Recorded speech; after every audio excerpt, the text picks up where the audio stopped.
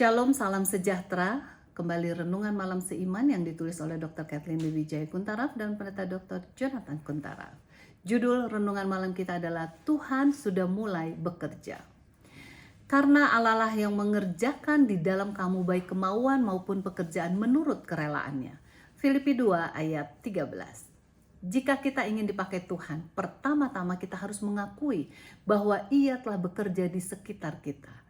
Dan pekerjaannya sama sekali tidak bergantung kepada kita. Jadi pekerjaan ini bukanlah sesuatu yang kita mulai.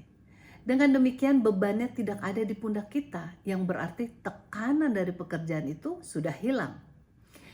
Kita mengharapkan mulai malam ini, Anda dan saya dibebaskan untuk dipakai Tuhan karena merasa penuh sukacita dan kegembiraan.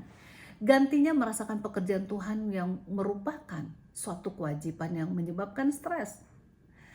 Tuhan memanggil Anda dan saya kepada gaya hidup yang bergabung dengannya, di mana Ia sudah mulai melakukan pekerjaannya. Dasar untuk bekerja sama dengan Tuhan adalah mengakui bahwa Ia telah terus-menerus mengejar kemanusiaan.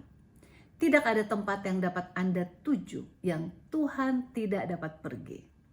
Tidak ada seorang pun yang dapat Anda ajak bicara yang belum pernah dilihat oleh Tuhan dan dikasihinya tanpa henti-hentinya serta memiliki rencana yang luar biasa bagi orang tersebut. Berbagi hati dengan Tuhan itu dimulai dan diakhiri dengan kasih karunia-Nya. Sadarlah bahwa kasih karunia-Nya sajalah yang dapat memberdayakan kita untuk melangkah keluar dari diri kita sendiri dan mengasihi orang lain. Dalam kasih karunia-Nya Ia mengejar kita, biarpun kita dalam keadaan berdosa ini. Kasih karunia Allah Bapa kita yang telah mengutus Yesus untuk mati bagi kita agar kita dapat memperoleh keselamatan itu dengan cuma-cuma.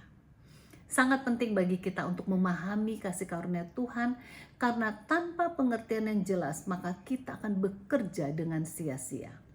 Jika kita beroperasi di bawah perspektif bahwa keselamatan, penyembuhan, pembebasan, maupun kebebasan bagi orang lain bergantung kepada kemauan atau belas kasihan kita, maka kita tidak akan mencapai apapun. Namun ketika kita memahami bahwa kita hanyalah pembawa hati Tuhan dan sama-sama adalah penerima anugerah Tuhan yang melimpah, maka kita akan bekerja dari tempat yang penuh kuasa dan kebenaran.